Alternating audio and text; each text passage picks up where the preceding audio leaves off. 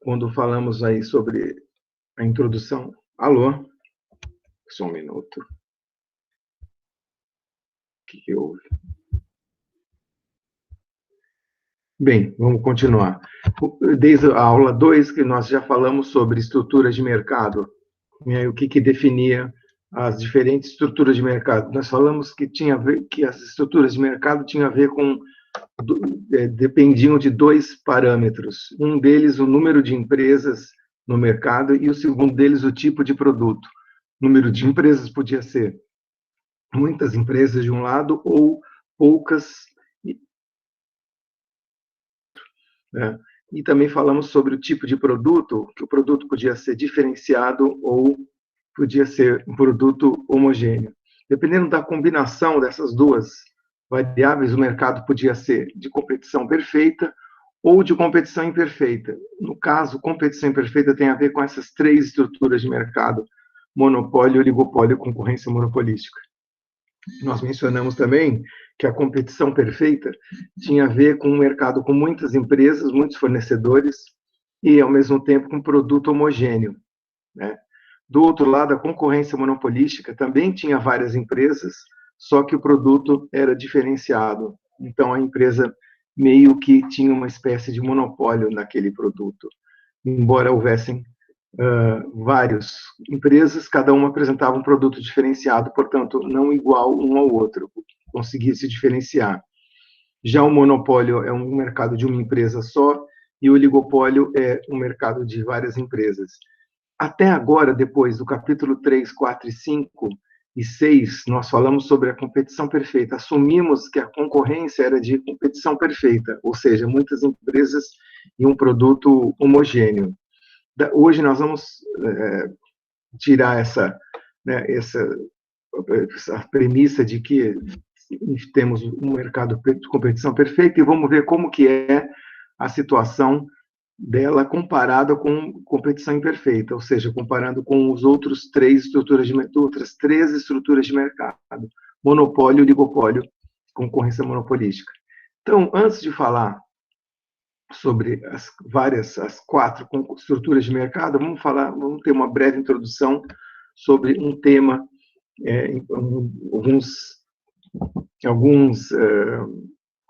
algumas definições importantes.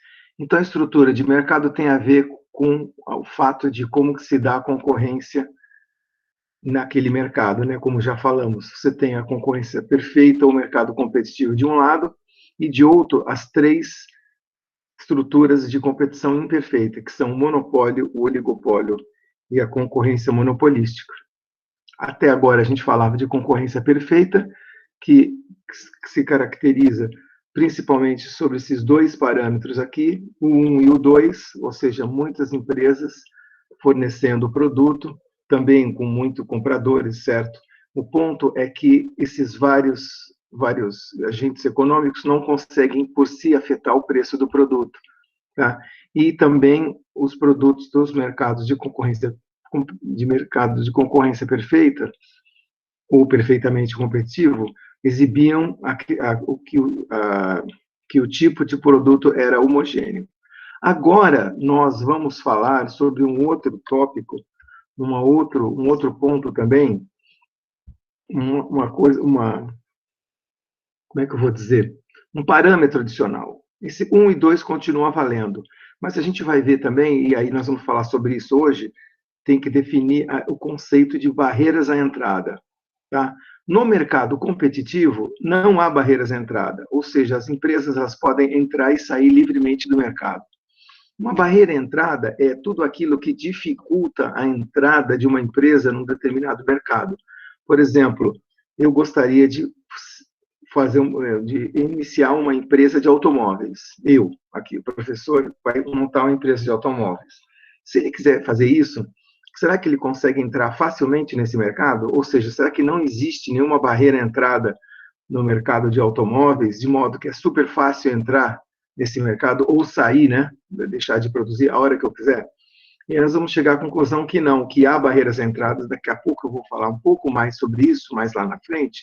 Mas o que eu já posso adiantar é que se eu quisesse montar uma empresa de automóvel, olha só o que eu ia ter que fazer. Eu ia ter que construir um galpão enorme para poder produzir os automóveis. Dentro desse galpão teria, sei lá, 3 ou 4 linhas de produção robotizadas que iam pintar e os automóveis iam se mover ao longo da linha de produção, né, de maneira automática, sozinho. Ia ter os robôs para pintar cada automóvel, ia ter também robôs para montar, fazer a montagem, a soldagem, e aí ia ter que contratar um bom número de pessoas para poder fazer as outras tarefas que os robôs não conseguiam fazer. Né? E aí, finalmente, tem, uma vez o automóvel montado, tem a parte de testagem, né, para ver se o automóvel está todo, está pronto, e teríamos que ter também pessoas para cuidar dessa parte de verificar se dar o ok para o automóvel, ou seja, contratar mais gente. E, finalmente, eu teria que ter um sistema de distribuição dos automóveis para vendê-los e mandar esses tais automóveis para o país inteiro ou até para o exterior, caso resolvesse exportar, né? Então, vocês veem que tudo isso que eu descrevi são gastos muito grandes. Existe uma estimativa que para você montar uma fábrica de automóveis pequenos, né, automóveis compactos, você gaste em torno de R$ 1 bilhão. Esse R$ 1 bilhão de investimento necessário é uma barreira à entrada. Então, certamente o mercado de automóveis não é um mercado competitivo perfeitamente por conta disso. Além do fato de o número 1 e o número 2, eles não se encaixarem, ou seja, o automóvel, em grande parte, é um produto diferenciado, à medida que um automóvel é diferente do outro, tem algumas características que vai diferenciar do outro, seja design, seja mecânica boa, uma mecânica forte que aguenta, seja alguma outra característica, e a questão dos vendedores, né, das empresas. Não são muitas empresas no mercado. Então, além dessas duas, né, que vai fazer com que o mercado de produção de automóveis seja, por exemplo, um oligopólio, ou então uma concorrência, um mercado de concorrência monopolística, você vai perceber que nesse mercado de automóveis também existem barreiras à entrada, então não pode ser um mercado competitivo. Então, para avançar nessa discussão de hoje, eu vou ter que definir, daqui a pouco eu vou voltar a falar sobre esse número 3 aqui. O que nós já vimos até agora é esse 1 e 2, né? Ou seja, muitas empresas e produto homogêneo tipifica a existência de um mercado competitivo, perfeitamente competitivo. Muito bem. Nós falamos nas aulas anteriores, aliás, definimos na aula passada o que é a receita. A receita de uma empresa, a receita total, no caso, é tudo aquilo que ela consegue vender vezes o preço do produto que ela recebe. Então, é como se a receita total fosse P vezes Q, tá? Que é sendo o número, a quantidade de produtos que eu vendi e o preço vezes o P, que é o preço de cada unidade daquele produto. Então, multiplicando P vezes Q, você vai obter a receita total, certo? Muito bem. Existe também agora alguns conceitos que a gente ainda não falou. Nós falamos dos custos na semana passada. Hoje nós vamos falar agora, nesse começo, das receitas. Não só a receita total, que você acabou de ser definida, mas também a ideia de poder existir uma receita média. Tá? Uma receita média seria, como o nome já diz, uma média. Né? Então, seria a receita total dividido pela quantidade total que eu consegui vender. Né?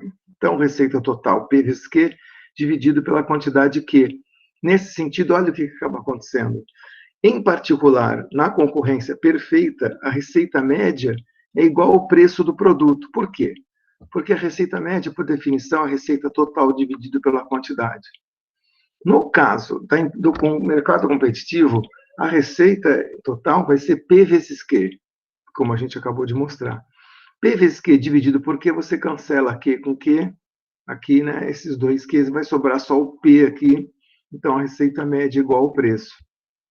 Então, a gente pode dizer, no mercado competitivo, tá, que, em média, a receita que a gente recebe, a receita média que eu recebo é igual ao preço. Então, isso sempre vai acontecer em mercados de concorrência perfeita, tá certo? Já a receita marginal é um outro conceito, parecido com aquela ideia de custo marginal, onde era a variação do custo total dividido pela variação de, né, de uma quantidade de uma venda unitária de um produtinho a mais, o custo marginal da semana passada. Agora a gente tem a receita marginal, que é quanto que varia a receita total, né, dividido pela variação da quantidade, quando essa variação é um produto só, uma unidade do produto. Então, o que basicamente, quando eu falo receita marginal, o que eu estou perguntando é o seguinte: ó, se eu vender, melhor dizendo, um produto a mais, quanto de receita que eu recebo total desse um produto a mais? Esse delta aqui, esse triângulo delta aqui que significa variação, tá? Então, olha aqui, ó, variação. Então, a variação de receita total dividida pela variação de venda, quando essa variação é igual a uma unidade, isso é a receita marginal. Bem parecida com a ideia de custo marginal, tá? Que aqui você custo marginal CM você troca por delta CT, ou seja, variação de custo total pela variação de uma unidade a mais vendida. Nós vimos isso semana passada. Hoje, basicamente, a ideia da receita marginal é parecida. Variação de receita total quando a quantidade varia em um bem, em uma unidade do produto. Note também que, no caso da receita competitiva, a receita marginal é igual a variação, é igualzinho ao preço do bem.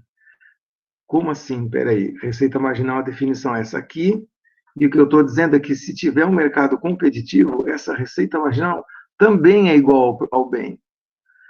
Nós falamos alguns minutos atrás que a receita média na concorrência perfeita, que é a receita média, que é a receita total dividida pela quantidade, nesse caso da concorrência perfeita, P vezes Q dividido pelo Q, você cancela o Q e dá o preço. E eu estou adicionando, né, dada a definição de receita marginal, estou adicionando que quando você também, no caso da minha receita competitiva, também a receita marginal é igual ao preço do produto. E para mostrar isso, eu vou dar esse exemplo aqui, tá certo? Parecido também com aqueles exemplos que a gente fez de custo da semana passada. Então tá, ó, faz de conta que eu produzo 0, ou eu produzo 1, ou eu produzo 2, 3, 4, 5, 6, 7, até 8, só como exemplo aqui. E o preço, ele é sempre o mesmo, R$6, tá? Lembrando, porque é um mercado competitivo, olha aqui, ó, empresa competitiva. O preço é sempre 6. Tá, qual que é a receita total? Bom, se eu vendo, então pega a primeira linha, depois você vai indo para a segunda, para até chegar na última. Começa na primeira linha. Ué, se eu vendi pelo preço de 6, a receita total, que por definição é P vezes Q, vai ser quanto? P vezes Q, 6 vezes 1 dá 6. Então, está aqui, 6.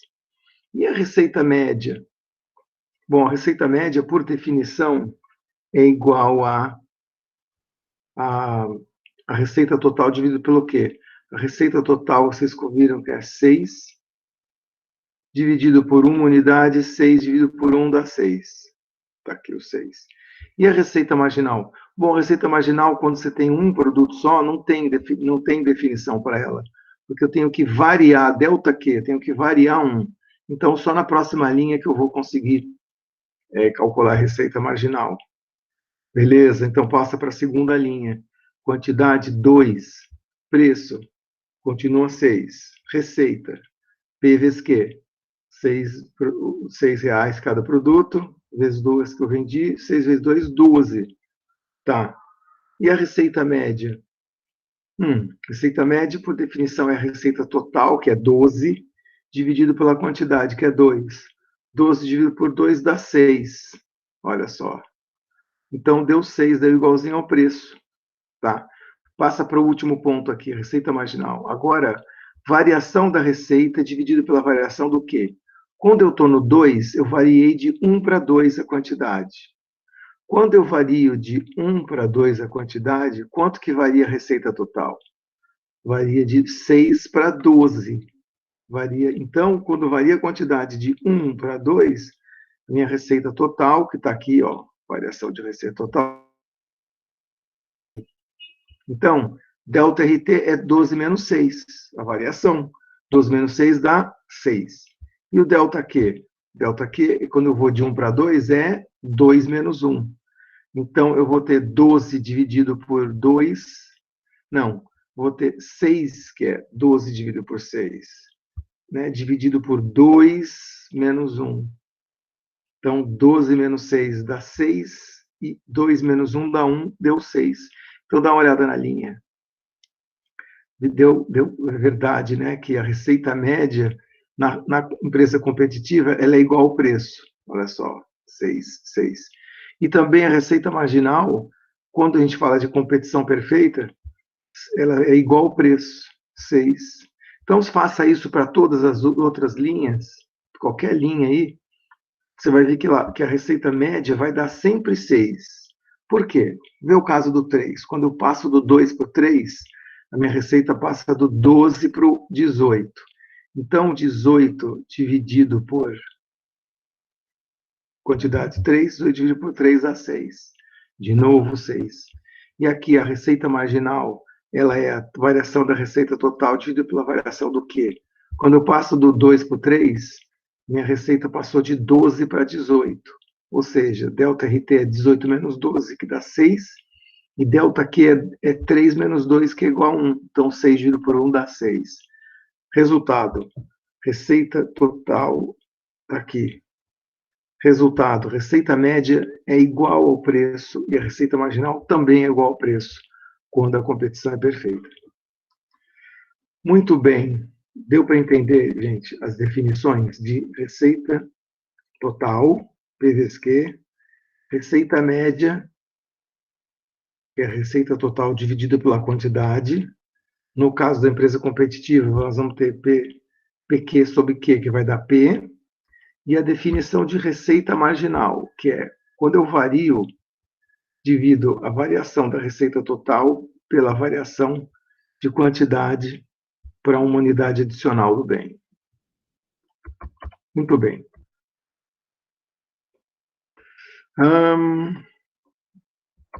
Agora eu vou falar sobre você um outro ponto, antes de entrar nas estruturas de mercado, monopólio, oligopólio e competição monopolística, concorrência monopolística. Vamos falar sobre maximização de lucros. Todo mundo aqui já sabe do que se trata. Maximizar lucro. Lucro, o que é mesmo?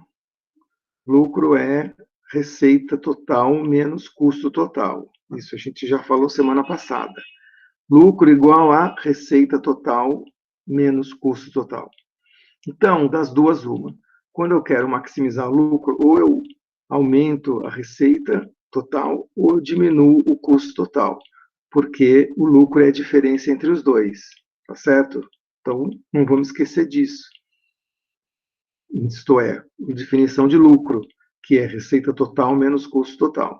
Eu quero maximizar isso, porque toda empresa quer maximizar o lucro, com o objetivo de pegar esse lucro e poder reinvestir, né, poder levar para casa o lucro. Ninguém quer ter um lucro zero, ou um lucro negativo, ou um lucro pequeno.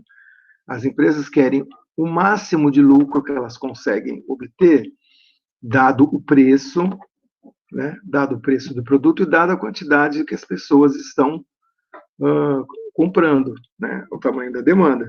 Então, nesse sentido, vamos ver vamos falar de novo sobre a maximização do lucro. Olha só esse exemplo aqui. Então, faz de conta que a minha curva de custo é essa aqui, ó. CT, tá vendo? É a quarta coluna. Quarta coluna. Custo para, se eu produzir 0, meu custo é 3. Então, isso aqui vocês já sabem que é o custo fixo igual a 3. Tá? Aí, se eu produzir 1, meu custo é 5 total. Se eu produzir 2, meu custo é 18, 8. E assim por diante, até chegar essa última linha aqui, onde a quantidade é 8. Beleza? Então, vamos ver. Então, essas duas primeiras colunas. O preço sempre é... Estamos falando de um mercado competitivo, o preço é sempre 6. E aqui a quantidade 0, 1, 2, 3, 4, até chegar no 8. Beleza. Como é que eu construo essa terceira coluna aqui? Bom, é simples. A receita total, vocês já sabem que é P vezes Q. Está aqui, ó, P vezes Q. O P é sempre 6 e o Q, 6 vezes 0 dá 0, 6 vezes 1 dá 6, 6 vezes 2 dá 12 e assim por diante até chegar lá aqui embaixo. Está aqui a receita e está aqui o custo. Lembra a definição de lucro? Então, esse custo total foi dado para vocês, tá? Essa empresa, você, sei lá, calculou na aula passada o custo total. Então, dado então que a receita é isso e o custo é isso, quanto que é o lucro? Bom, o lucro é a diferença entre os dois. Então, note uma coisa interessante, que, primeiro, quando eu não produzo nada, meu lucro é negativo. Faz sentido, né? Por quê? Porque se eu não produzir nada, eu já estou incorrendo custo e não tenho receita nenhuma. O meu PVSQ é 0. 0 menos 3 dá menos 3. Então, quando a fábrica está fechada ainda, ou quando ela está fechada, você tem um lucro negativo. Note também interessante que o lucro, que é sempre a diferença entre RT com CT, 6 menos 5, quando eu produzo uma unidade, é 6 menos 5, que é igual a 1. Quando eu produzo 2 unidades, eu recebo 12 e meu custo é 8. Aí ele aumentou para 4. Note que o interessante é que o lucro ele vai subindo até um determinado ponto, onde ele começa a cair de novo. O motivo pelo qual isso acontece é que a receita total ela é linear. Linear no seguinte sentido: o preço é o mesmo e a quantidade é 1, 2, 3, 4, 5, 6. Eu vou multiplicando um pelo outro, vai dando isso aqui linear. Só que custo não. O custo vai aumentando. Vocês viram na semana passada, né? O custo, ele, de repente, a partir de um certo ponto, ele começa a crescer mais forte. E aí a diferença entre os dois começa a ficar, depois de ter atingido um máximo, a diferença entre os dois, que é o lucro, ele começa a cair. Então, isso quer dizer, gente, que se o lucro sobe, começa negativo, depois ele sobe, chega num máximo, depois ele começa a cair, do ponto de vista do empresário, lembra, capítulo 6 e capítulo 7 é o ponto de vista do empresário. Do ponto de vista do empresário, ele vai procurar aquele ponto, ele vai tentar produzir no ponto em que o lucro é máximo. Lógico, todo empresário quer maximizar o lucro. Então, do ponto de vista do empresário, quando o lucro é 7 aqui, tá vendo? Depois ele fica 7 de novo, depois ele começa a cair. Do ponto de vista do empresário, produzir uma quantidade 4 ou 5, eu vou obter um lucro máximo. Tá? Então, vai ser legal isso daí. Como que eu sei? E aí essa que é a grande questão. Né? Essa aqui que é a grande questão. Como que eu sei qual o ponto de lucro máximo? Qual é a quantidade que vai me dar, né, o ponto de vista da produção, o quanto que vai dar o lucro máximo? Bom, olha, na semana passada a gente viu que tinha um ponto lá que o custo era mínimo, certo? Que o custo era mínimo, é onde a receita marginal cruzava com a outra curva lá, de custo total. Vocês lembram disso? Tá? Aqui o que eu estou mostrando para vocês é uma outra coisa, mas também vai dar numa situação parecida, que é, estou olhando do ponto de vista do lucro, que ele está lá embaixo negativo, depois ele sobe, e de repente ele começa a cair. Tá, beleza, estou aqui com o lucro máximo. Como é que eu descubro essa quantidade do lucro máximo? Existe um jeito de fazer isso, mas antes de falar sobre isso, deixa eu mostrar outra coisa para vocês. Receita marginal sobre custo e duas colunas. Receita marginal e custo marginal. Ó, custo marginal vem da aula passada, tá? Que é esse delta, como já disse, é variação, né? Variação de custo total dividido pela variação de quantidade. Então, e a receita marginal a gente definiu hoje, que é a variação de receita total sobre a variação de quantidade, quando essa variação é igual a 1. Então, vamos calcular essas duas colunas aqui. No começo, está indefinido. Por que está indefinido nessa primeira linha? Porque quando eu produzo zero, não tem receita marginal nem custo marginal. Agora, quando eu vou para o primeiro ponto, olha o que acontece. Quando eu vou para a quantidade igual a 1. Delta RT é a variação de receita e delta Q é a variação de quantidade. Variação de receita, 6 de 0 para 6. De 0 para 6. Variação de quantidade, de 0 para 1. Então, já sei quanto que é isso aqui. 6 menos 0 dá 6. 1 menos 0 dá 1. De 6 dividido por 1 dá 6. E aí, na segunda linha, vamos ver agora quando a quantidade é 2. Quando a quantidade é 2, a receita varia de 6 para 12. Então, delta RT, 6 para 12. 12 menos 6 igual a 6. Delta Q, eu estou indo do 1 para o 2, então 2 menos 1 é igual a 1. 6 sobre 1 igual a 6. Então, como nós já provamos alguns minutos atrás, a receita marginal ela é sempre igual ao preço quando a concorrência é competitiva, mercado competitivo, concorrência perfeita. Então, essa coluna aqui, você vai linha por linha, vai dar sempre esses 6 aqui.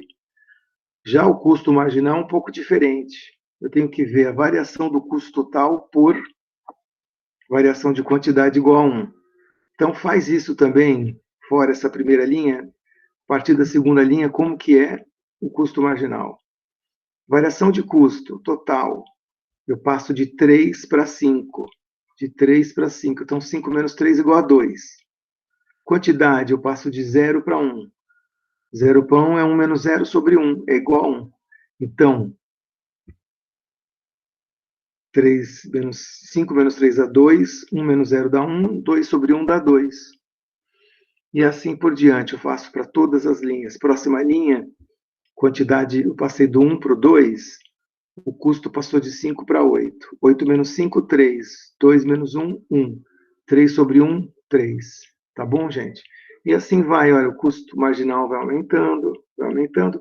Diferença dos dois, dessas duas últimas colunas, a diferença vai ser a coluna do lucro. Então, olha só, no começo, compare essas duas aqui.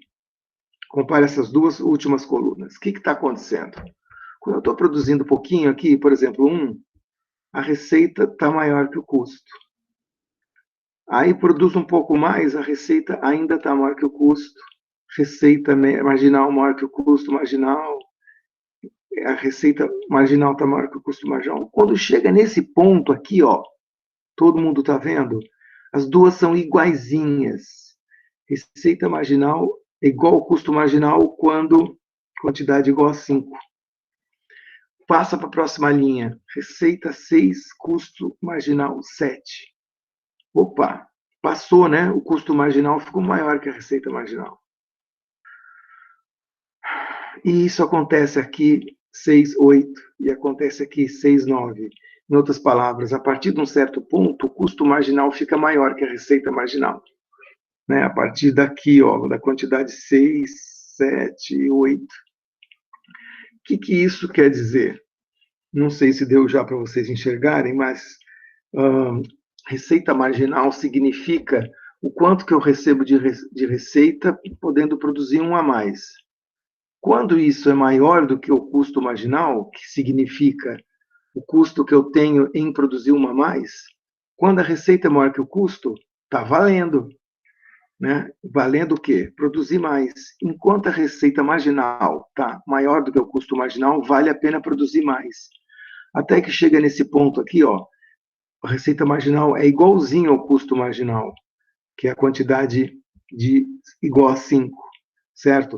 A partir daqui para frente, a receita marginal é sempre menor que o custo marginal, o que quer dizer que para produzir um a mais, a minha receita ela é menor do que o custo que eu tenho em produzir esse cara a mais. Então, é como quem diz, olha, não vale a pena passar desse ponto. Só vale a pena até aqui, quando a receita marginal é igual ao custo marginal. E para finalizar, por favor, façam o seguinte exercício. quando o custo marginal é igual à receita marginal, esses dois caras são iguais, dá uma olhada no lucro. Quando os dois são iguais, receita marginal é igual ao custo marginal, dá uma olhada no lucro. O que acontece com o lucro? O lucro é o maior. Isso, o lucro é o maior. Perfeito.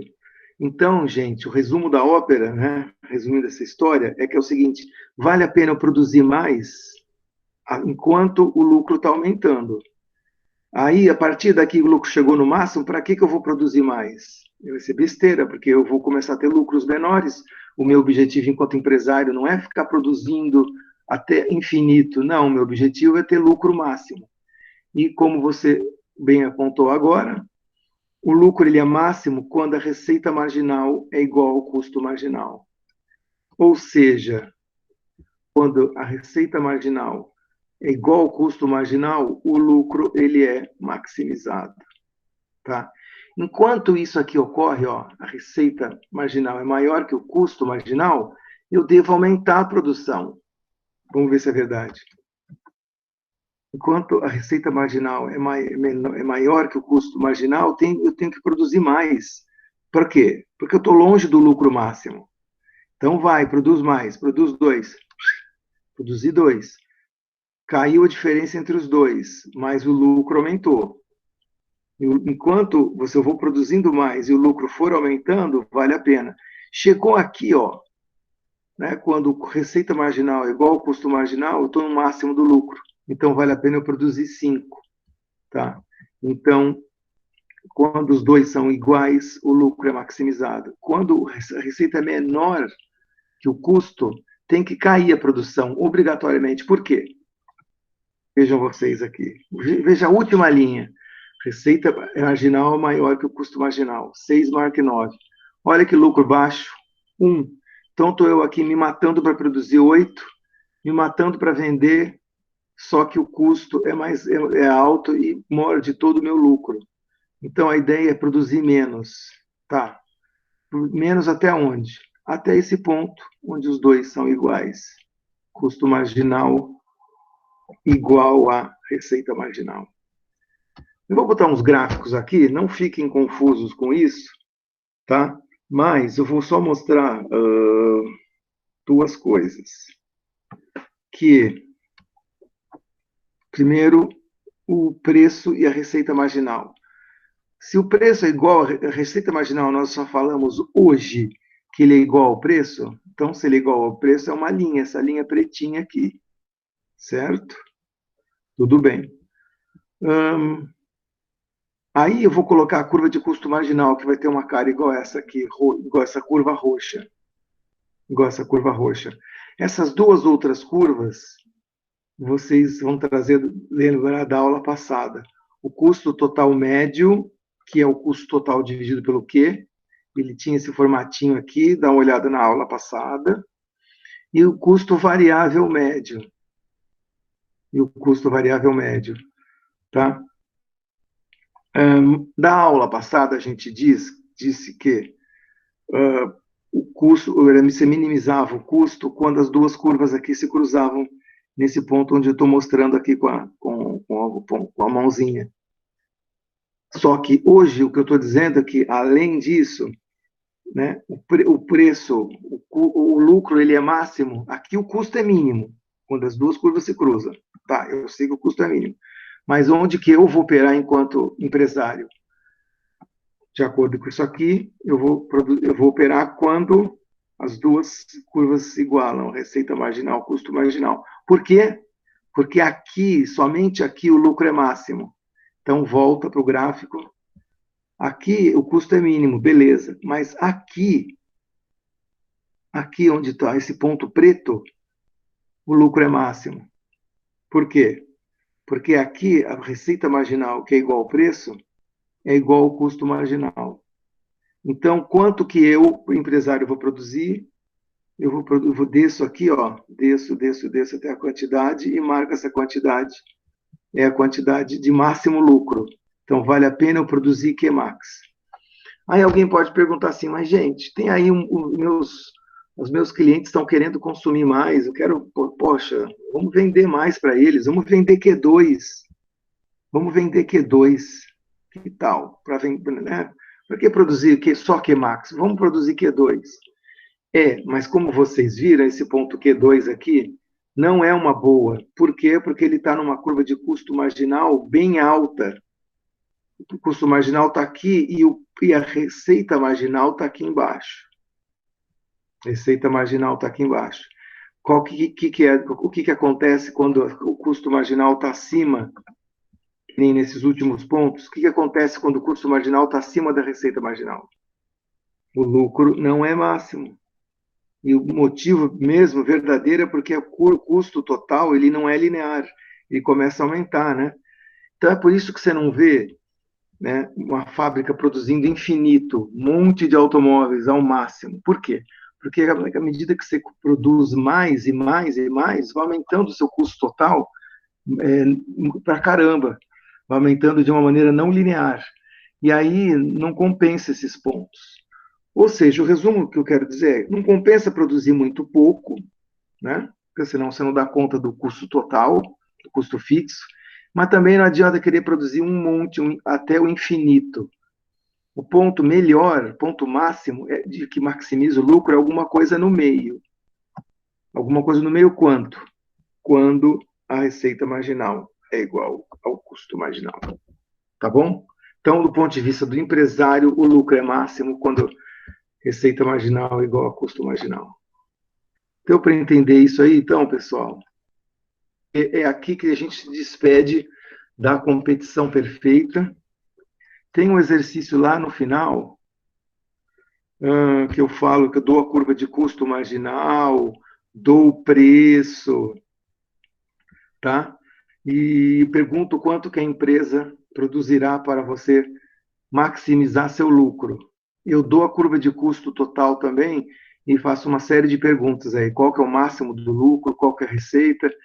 Eu vou dar a dica aqui, que essa aqui é a atividade para entregar. A dica é a seguinte: quanto que a empresa vai produzir para poder maximizar o lucro? Acabei de falar. Eu vou maximizar meu lucro quando eu produzo de modo que a receita marginal é igual ao custo marginal. Custo marginal foi dado. Receita marginal também foi dada. Vocês sabem que no mercado competitivo a receita marginal é P, 110.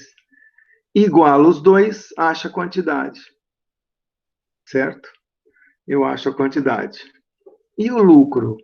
Vocês sabem a diferença de definição de lucro. Lucro é receita total menos custo total. Curva de custo total foi dada aqui. Receita total, vocês já sabem, P vezes Q. O P foi dado o que a gente achou, você acha o lucro máximo. Aí a receita total, vocês já sabem que é P vezes Q, dá para achar. E a receita média no mercado competitivo é igual ao preço. Tá certo? Então, olha aí, já dei algumas boas dicas para resolver essa atividade 7 aqui, né? Só com essa discussão de agora. Muito bem. Agora eu vou meio que, se todo mundo entendeu bem isso daqui, vou passar agora para uma outra discussão, que é a discussão dos mercados de competição imperfeita. Então, até agora, desde que a gente saiu lá do capítulo 2, definiu, definiu poder de mercado, definimos as estruturas de mercado, né? Nós falamos só sobre competição perfeita. Agora vamos falar sobre competição imperfeita. Competição imperfeita, em geral, acontece quando a gente tem um desses dois parâmetros aqui. Um ou dois. Foi o que nós vimos lá no capítulo 2, lá atrás. Quando você tem poucas empresas no mercado, ou poucas, tão poucas como só uma, por exemplo, isso dá um caso de competição imperfeita. Por quê? Porque poucas empresas, vocês lembram bem, acaba dando poder de mercado para elas. Né? A ideia de que são poucas, elas podem até combinar o preço, um preço maior do que seria se fosse competição perfeita. Tá certo? Então, vamos supor, olha só, um exemplo. Normalmente, o mercado de, sei lá, venda de tomates é competição perfeita, né? Você vai na feira, tem aí um monte de pessoas que podem vender com tomate. Tem feira de sexta-feira, quarta-feira, quinta, sábado, qualquer dia você vai na feira, então tem um monte de gente vendendo, muitos compradores. Agora pensa que agora eu estou lá em Itacoatiara, que é uma cidade assim pequena no interior do Amazonas. Não tem feira na rua e tem só um mercadinho vendendo tomate. Um só. A cidade é muito pequena. A cidade maior, mais perto é Manaus, que fica, sei lá, 200 quilômetros. E para ir de lá tem que pegar um barco no rio para ir até Manaus. Ou seja, só estou na mão de um vendedor. Tá? E outra também, os custos vão ser maiores porque ele está numa situação isolada. Trazer tomate para vender em Itacoatiara não é fácil, né? Você tem que comprar, ir lá na cidade, levar de barco, então o custo dele é maior. E além disso, ele é o único vendedor, então se eu não quiser pagar o preço dele, o que eu faço? Não tem outra opção, tenho que, para comprar o tomate, tenho que ir nesse um vendedor só. Então isso dá um poder de mercado, vocês lembram dessa discussão. Então, nesse sentido, quando tem poucos, ou no limite um fornecedor, eles têm poder de mercado e com certeza afetam o preço do produto. Então, aí o tomate não vai estar, sei lá, R$ 5 o quilo, vai estar R$ 15 o quilo, 12, né, 18, ele vai poder afetar o preço.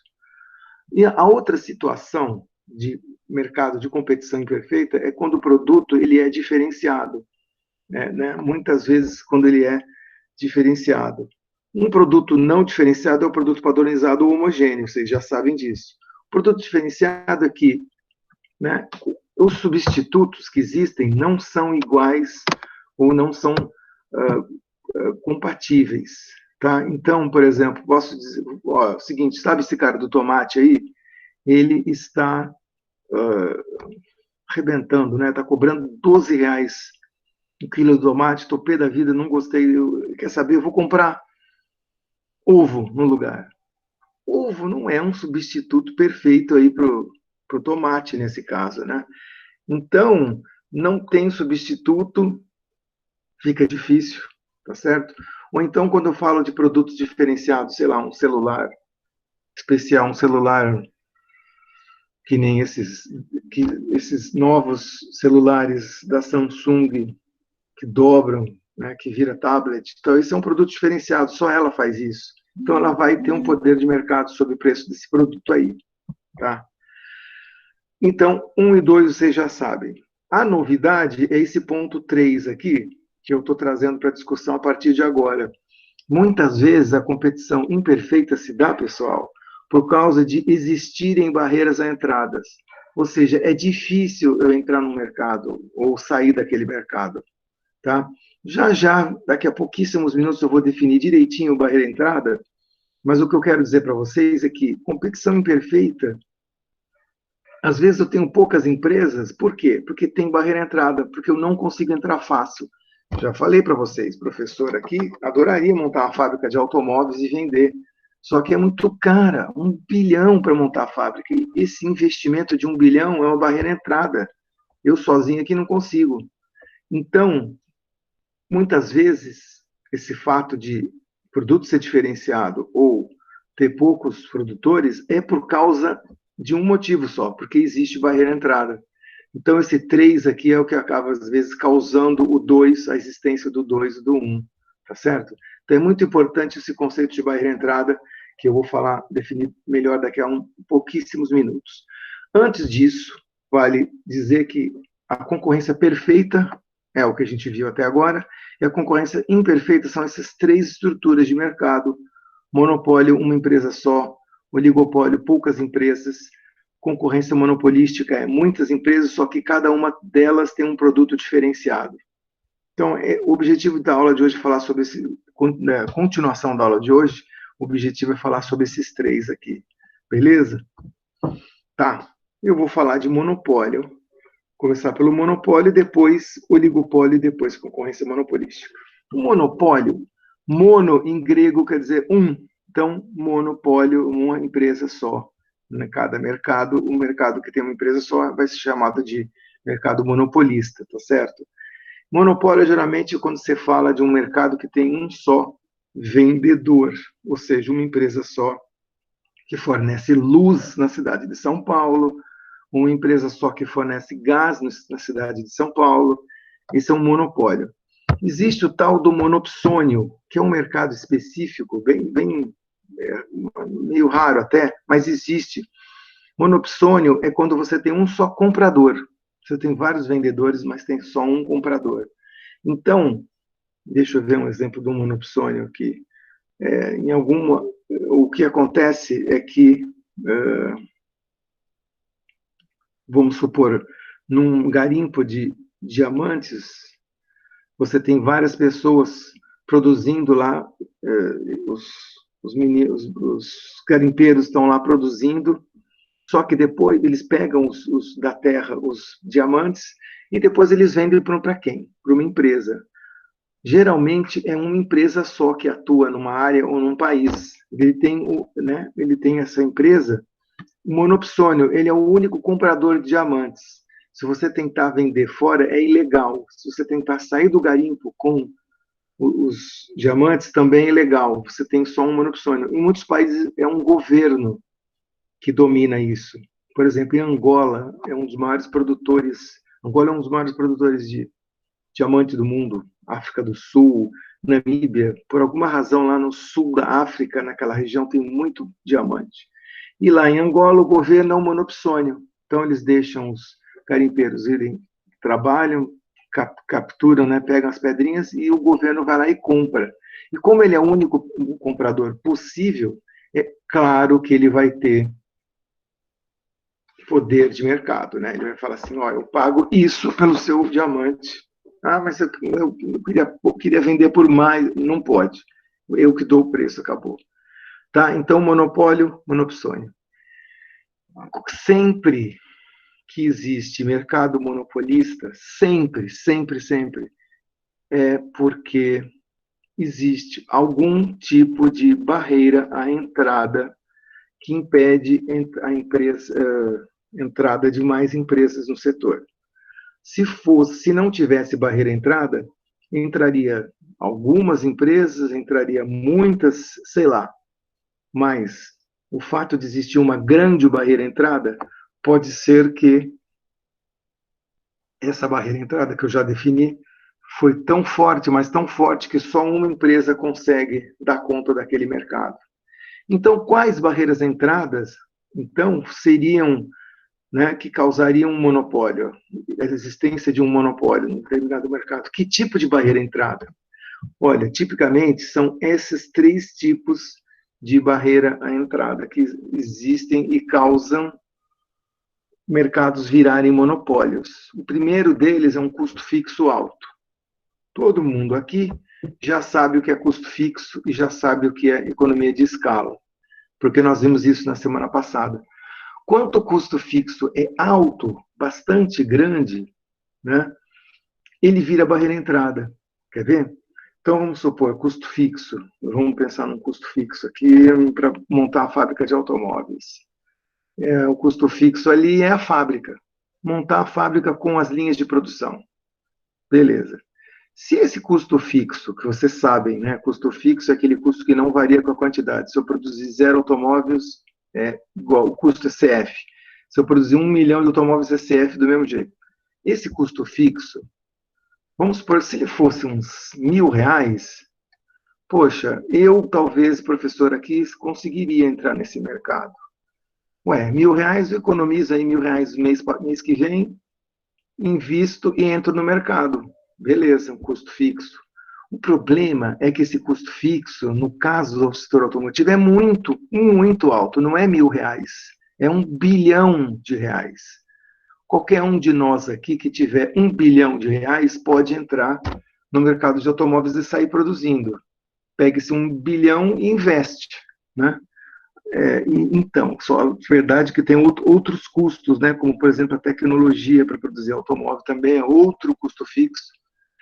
E o que acontece é que quando o custo fixo é alto, né, vai ser um problema, porque quase ninguém vai conseguir, entrar nesse mercado. Custo fixo alto significa que o custo médio ele cai ao longo de uma boa parte. Vocês lembram daquela curva? O custo fixo ele vai caindo, depois ele vai tendendo a diminuir, né, até que chega no mínimo. O problema é que quando ele chega no mínimo, a quantidade para produzir, ele é muito alta. Em outras palavras, explicando melhor, pensa que a fábrica de automóveis custa 1 bilhão de custo fixo. E o custo médio, variável vai ser 2.000 dólares, 2.000 reais, vai. Se eu produzir um automóvel, meu custo total vai ser 1 bilhão mais 1.000, certo? 1 bilhão mais 1.000. Divide isso por 1, que é a quantidade. Nossa, custo médio altíssimo, né? Agora, pensa o seguinte, se eu produzir 1 milhão de automóveis, meu custo fixo continua 1 bilhão, né?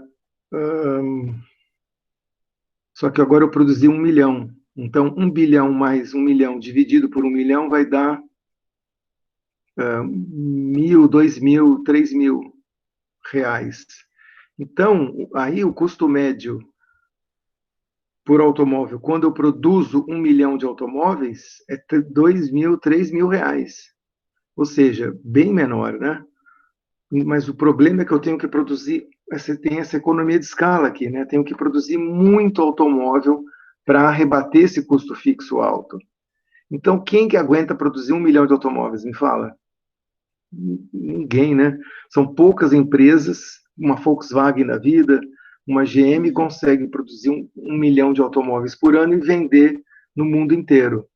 Então, isso já dá uma tendência nesses mercados de ter poucas firmas ou, no limite, uma firma só nesse mercado. Então, o custo fixo alto, ele faz com que ocorram poucas empresas ou até uma empresa só naquele mercado, porque, enfim, para eu produzir de maneira eficiente, eu tenho que produzir muito, mas muito produto para rebater esse custo fixo. Então, é quase que como se realmente não dá para ter muitas empresas nesse mercado. E, de fato, não dá mesmo, hoje em dia, para ter muitas empresas no mercado de produção de automóveis. A gente tem 10 a 12 grupos mundiais que produzem a maior 90% dos automóveis. Grupos, né?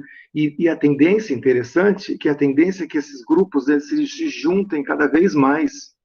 Por exemplo, não faz muitos anos atrás, a Fiat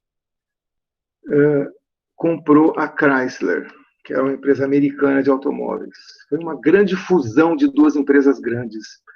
Antes disso, a Fiat já tinha comprado várias empresas italianas, como a Alfa Romeo, a Ferrari, e virado um grande grupo.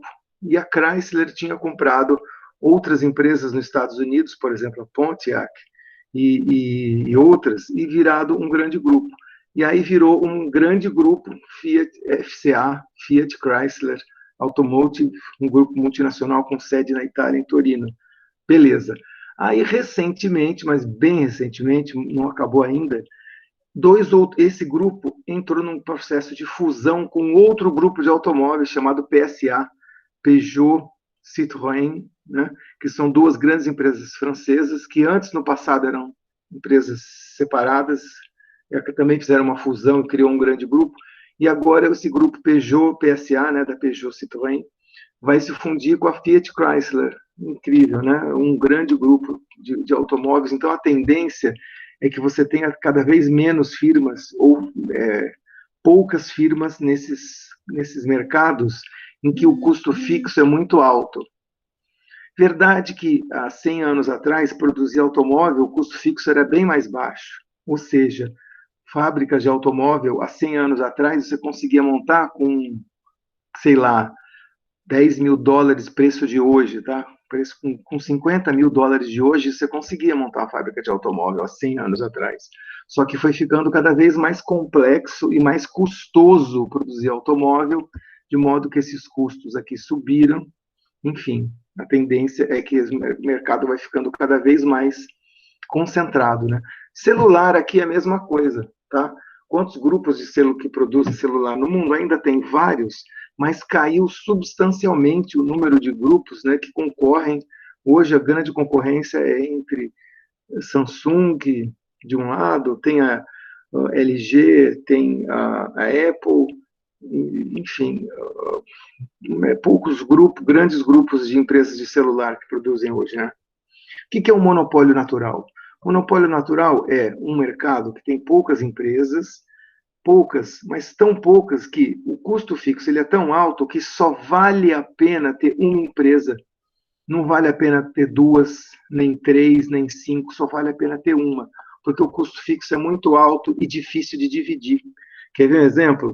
Luz, né? Mercado de energia elétrica. Não compensa. Já pensou se o mercado de energia elétrica tivesse 100 empresas, ou mesmo 10? Pensa em 10 empresas produzindo energia elétrica e tentando vender essa energia elétrica no seu aí em São Paulo. 10 empresas diferentes. Aí, energia elétrica que eu estou aqui em casa vem de uma empresa.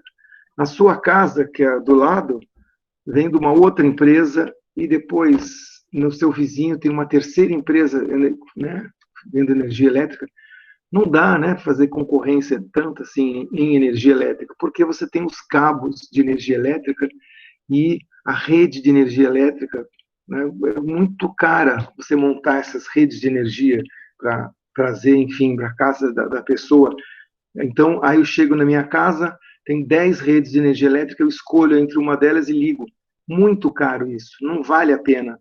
Então, o que vale a pena é você ter uma empresa só, funcionando como monopólio. Aí alguém vai falar assim, putz, se é monopólio, o cara vai botar o preço lá na altura, porque é um monopólio. Sim, mas em algum caso, como no caso desses que eu chamo de monopólio natural, eu vou ter uma empresa só que eu vou controlar ela através do governo. Depois a gente vai ver ainda hoje como, tá? Mas então, resumindo esse ponto número um, quando os setores, às vezes, vai ter monopólio, né? O monopólio ele vai ser normal quando existem barreiras à entrada, a principal delas, custo fixo alto. Né? Se ele for muito, muito alto, a tendência é para poucas ou até uma empresa. Às vezes, outra coisa que cria barreira à entrada é que o governo ele cria, por lei, uma obrigatoriedade, né? Ele cria uma barreira que obriga que o mercado seja monopólio. Então, no caso, uma barreira à lei, a lei que faz com que exista uma empresa só no mercado de luz, isso é uma barreira criada pelo governo, tá? Então, a cidade de São Paulo, a Eletropaulo, né, que fornece energia elétrica, uma lei aí uma vez foi criada para que fosse só uma empresa que fornecesse luz para São Paulo, só uma empresa fornecesse água para São Paulo, tá? Então, justamente por aquele motivo que eu estava falando antes, né, não dá para ter competição, né, porque a infraestrutura de luz e de água é extremamente cara, então não dá para ter concorrência. Então, essa lei, né, que é uma barreira criada pelo governo para fazer com que exista um monopólio. O que mais? O caso de um recurso escasso, ele é controlado. Nesse exemplo aqui, o que acontece? Uma empresa controla toda a produção de um insumo, tá certo? Tem essa empresa que chama De Beers, é uma empresa holandesa, e tem as minas de diamante do mundo.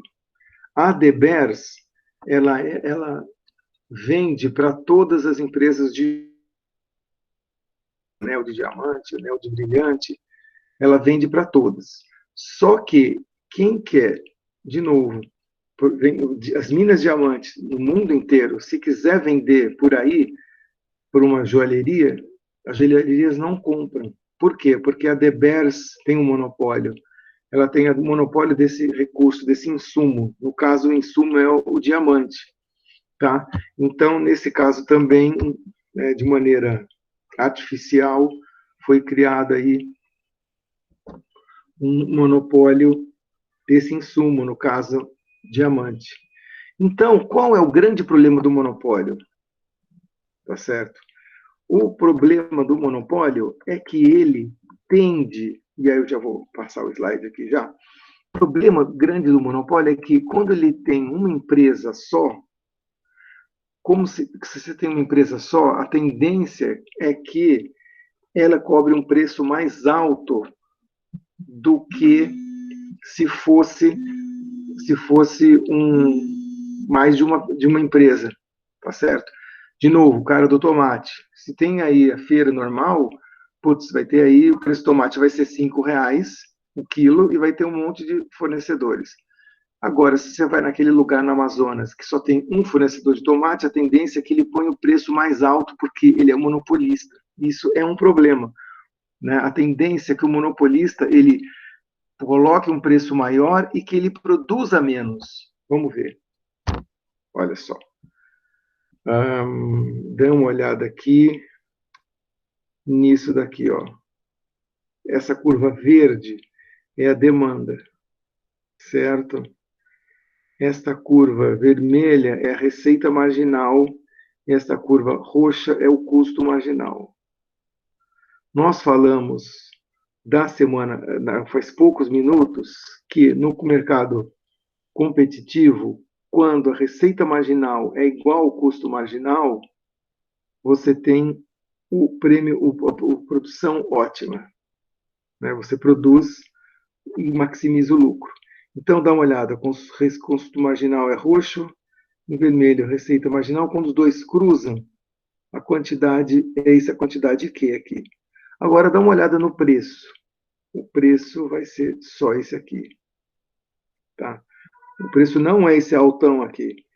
Vai ser esse preço aqui mais embaixo, se fosse competição perfeita.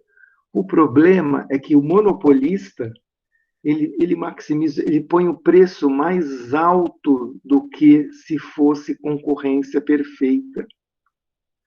Como assim? Então, lembra do começo da aula, receita marginal igual ao custo marginal. Isso, quando os dois são iguais, eu vou lá e marco a quantidade. Tudo bem, para ele vai maximizar o lucro, né?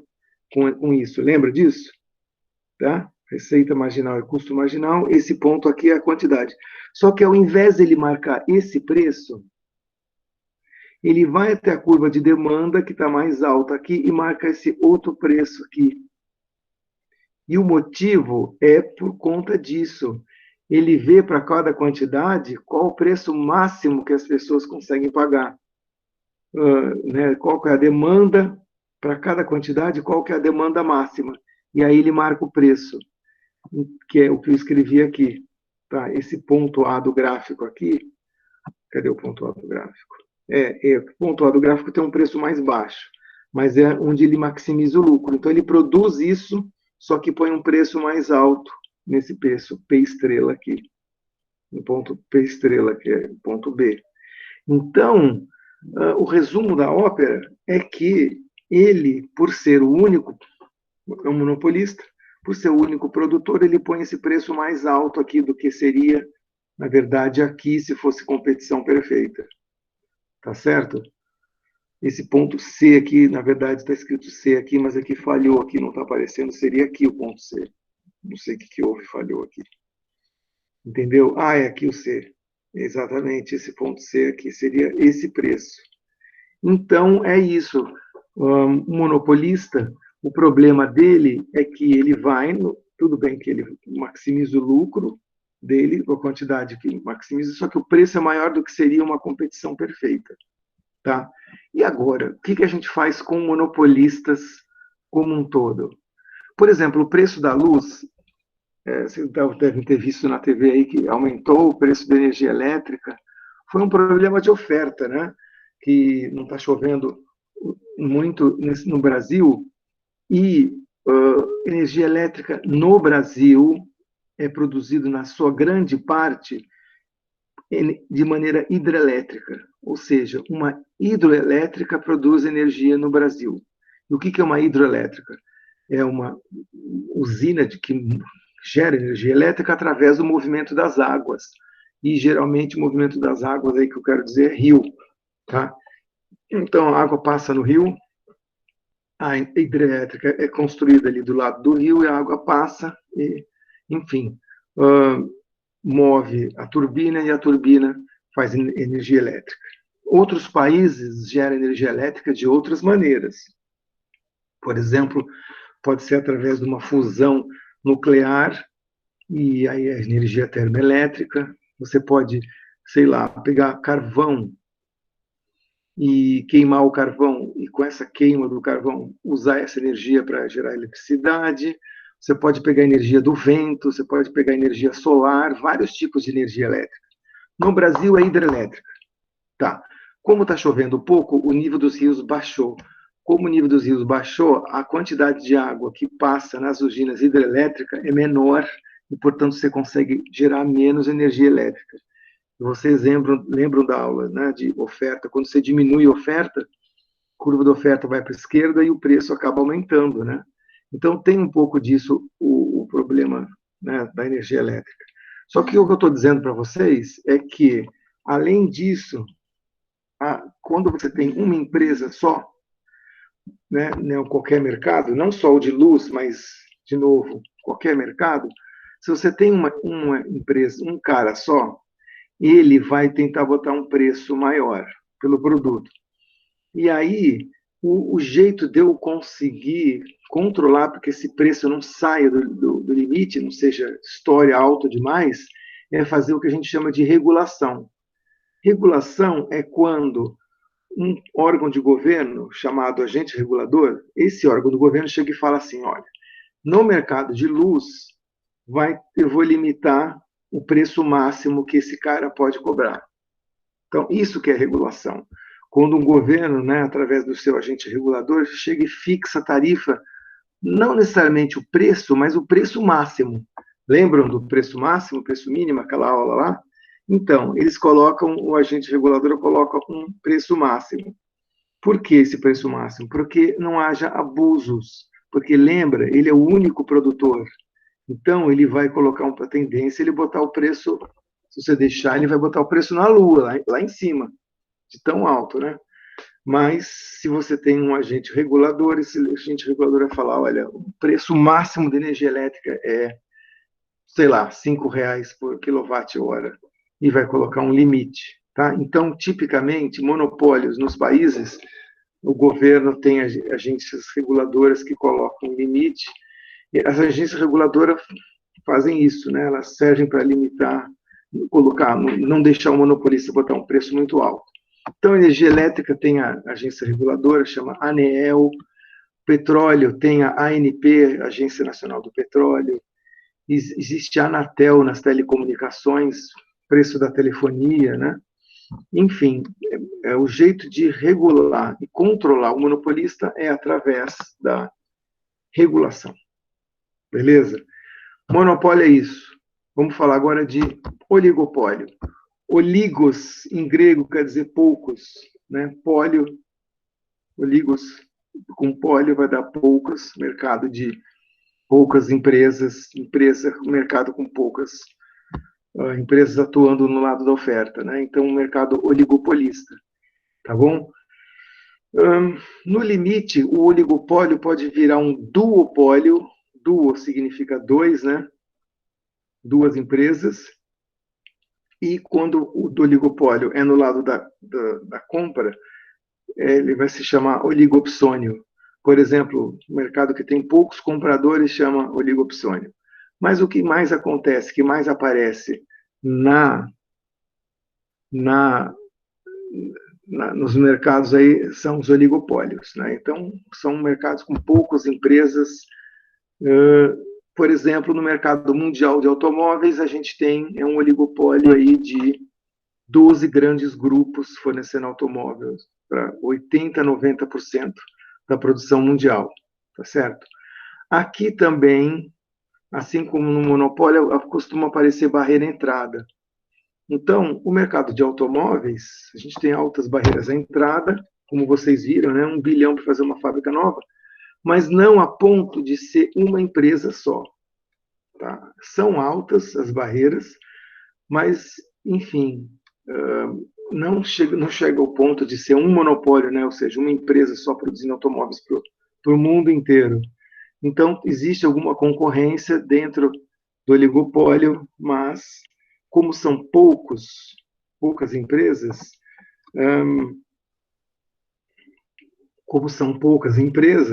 a tendência é que elas possam, enfim, controlar ou ter algum poder de mercado sobre o preço delas. Por quê? Porque são poucas empresas. E o interessante é que, numa boa parte dos oligopólios, existe diferenciação de produto. Além disso, não só são poucas empresas, portanto, com algum tipo de poder de mercado, mas o poder de mercado através da diferenciação de produto também. Então, aí, geralmente, no caso de automóveis, muitas vezes, produtos diferenciados, né? Muito bem. O que acontece no caso do oligopólio? Veja você, pensa primeiro no mercado competitivo. Você tem aí 100 produtores de tomate. O que vai acontecer entre eles? Vamos supor que você tem 100 produtores de tomate e eu sou um deles. Aí tem outros 99. Se eu chegar e fizer alguma coisa nesse mercado, como tem ainda outros 99, a probabilidade do que eu fizer vai afetar algum dos outros produtores de tomate é baixíssima. Eu posso baixar o preço, posso diminuir, posso fazer o que for. Mas tem tantos produtores que o que eu faço no mercado não impacta nada. É diferente, porém, no caso do oligopólio, porque se vocês tiverem poucas empresas, uma pode afetar o que a outra faz, ou seja, existir algum tipo de interdependência na ação dessas empresas. De novo, elas podem talvez fazer algo do tipo diminuir a produção conjunta, elas podem botar um preço mais alto e combinar preço. Não sei se vocês lembram daquela aula 2 lá do número de empresas, número de postos de gasolina em São Paulo e número de postos de gasolina em Itanhaém. Lembra desse exemplo? Então, quando você tem aí, sei lá, 50 mil postos na cidade de São Paulo, ou mesmo se você olhar por bairro, região Zona Leste, você vai ter aí 1.200 postos, sendo de 800 donos diferentes. É difícil deles combinarem preço ou fazer alguma coisa de maneira interdependente. Agora, em Itanhaém, não, né? São 8 postos, sendo que 4 donos dominam, né? Então, nesse caso, o último aí, existe a possibilidade de um deles combinar preço com os outros, tá certo? E aí existe o que a gente fala da questão de que existe uma interdependência, essa ideia de interdependência entre esses empresas do oligopólio é estudada pela teoria dos jogos. A teoria dos jogos é um ramo aí da matemática que foi utilizado bastante aí na economia para tentar entender os oligopólios, né? Por que eles combinavam preço? E aí chegava lá, o gasolina está, sei lá, R$5, mas você vai em Itanhaém, está lá, R$6,10. Toda vez é isso. Como que pode, né? Aí, o que acontece aqui é que é o seguinte, vamos explicar essa situação, por que o preço é mais alto em Itanhaém, nos preços de gasolina, dos postos de lá. A ideia é que eles pensam o seguinte, olha, se eu baixar o preço, são poucos postos, né? Eu vou pegar a demanda dos outros. Mas não sei se vale a pena fazer isso. Talvez valha a pena chegar e conversar com todos os outros donos de posse e falar assim, olha, ao invés de eu abaixar o preço, ou você abaixar o preço, vamos fazer o contrário. Vamos combinar um preço, vamos cooperar entre nós, combinando um mesmo preço. E aí, como a oferta é limitada, são poucos postos, ele não vai para outras cidades vizinhas por gasolina, porque é longe e vai gastar mais para fazer isso. Então, todos cooperam e todos cobrem preços,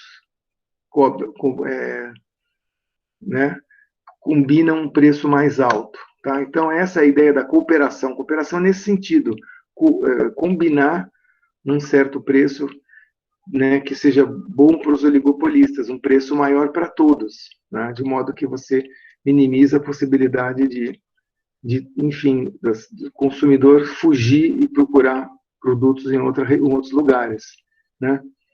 Então, nesse sentido, o oligopolista, ele, nessa combinação de preço, ele vai ter um preço mais alto que se fosse concorrência perfeita. Talvez não tão alto quanto se ele fosse monopolista, mas certamente mais alto se fosse concorrência perfeita nesse mercado. Então, no duopólio, por exemplo, que são duas empresas, ou mesmo em qualquer oligopólio, eles combinam preço assim. Vou mostrar direto no gráfico. Esse preço aqui, C, ó, preço D, o D seria se fosse concorrência perfeita. Preço D, né, eles produzem Q e usam essa curva de custos se fosse concorrência perfeita. Se fosse monopólio, ou seja, um posto só, o preço seria P estrela. Tá? O oligopólio é alguma coisa no meio. Não chega a ser esse número esse preço D da concorrência perfeita e nem esse preço P estrela da monopólio. Vai ser alguma coisa intermediária. Eles produzem um pouco mais, só que com preço intermediário, P linha aqui, P estrela. Tá certo? A ideia aqui é isso que eu estou dizendo aqui. Ela escolhe nível de produção mais do que fosse um monopólio, mas menos do que se fosse mercado competitivo. Tá certo? E aí o preço vai ser um preço intermediário. Tá? Então, voltando aqui, por isso que eles cooperam, no sentido não de cooperar para o bem com as pessoas, mas cooperam entre eles combinam entre eles um arranjo de preços que seja bom para eles, para o grupo como um todo. Né? Mas lembrando que o oligo, né, são poucos, um grupo pequeno vai se beneficiar, então não vai ser preço tão alto quanto se fosse um monopólio, mas não vai ser o preço menor ou mais baixo que se fosse concorrência perfeita, vai ser alguma coisa intermediária. Então, essa é a ideia do oligopólio. E aí, também, né, tem algum jeito de controlar ou regular essa empresa oligopolística? Tem, mas antes deixa eu definir para vocês o que é um conluio. Um conluio é exatamente isso que eu acabei de falar, dos postos de Itanhaém. É uma cooperação entre empresas oligopolísticas que escolhem o preço comum, né, comunicando de maneira explícita ou implícita. Explícita, eles chegam, pegam o telefone e ligam um para o outro e falam, e aí, Zezinho, vão aumentar para 6,20 a gasolina? Mas em Santos está 5,50, aumentou para 5,60, então nós vamos aumentar para 6,30. Que tal? Não será que 6,30 não é muito? Liga para o Luizinho. Aí o Luizinho liga para o Guinho, que liga para o Zezinho, que liga para o Manuelzinho e combinam de maneira explícita o preço. Ou então, muitas vezes, de maneira implícita, ou seja, não direta. Né? O ponto é que no conluio, um conluio é uma cooperação entre oligopolistas na hora de definir um preço comum do mesmo produto. Tá certo? Um cartel é uma coisa mais organizada, até. É um conluio mais organizado que sempre selecionam, até por conta desse poder de mercado que eles têm, eles sempre selecionam um preço comum que faça com que todos lucrem. O cartel mais famoso do mundo é a OPEP, Organização dos Países Exportadores de Petróleo. Não sei se já ouviram falar na OPEP, mas o que acontece é que, no caso da OPEP, aí foi uma organização que existe até hoje, e tem um certo poder ainda, embora nem tanto quanto nos anos passados. Nos anos 70, eram poucos países produtores de petróleo, a maior parte deles do mundo árabe. Eles combinavam, era um conluio, aliás, mais do que um conluio, era um cartel mesmo, porque eles, de forma explícita, combinavam preço nas reuniões deles, quanto que eles iam de produzir de petróleo para o mundo e o preço que eles iam cobrar. O grande problema que a OPEP criou para o mundo é que, com um preço alto e com o aumento de preço que eles queriam, os países ficavam na mão deles quanto ao preço. Né? Então, aí, tinha lá a Arábia Saudita, o Irã, o Iraque, vários países do mundo árabe cobravam o aumento do preço, e aí teve, nos anos 70, 1973 e depois 1979, dois choques no preço do petróleo, onde, por exemplo, num deles o preço quadruplicou. Então, o preço do petróleo aumentar 4 vezes, né, é muita coisa. Na época, gastava-se, os automóveis americanos gastavam muita gasolina, era um motor muito ineficiente, e automóvel grande, né? Gastava-se muito com isso, com petróleo, e o preço na bomba quadruplicou, causou um problema enorme, até a ponto de os países aí outros países se agruparem em torno para ver se aumentava a produção do petróleo e fazer o preço baixar, né? Choque de oferta, lembra também da aula, da aula 3, aumenta a oferta no equilíbrio.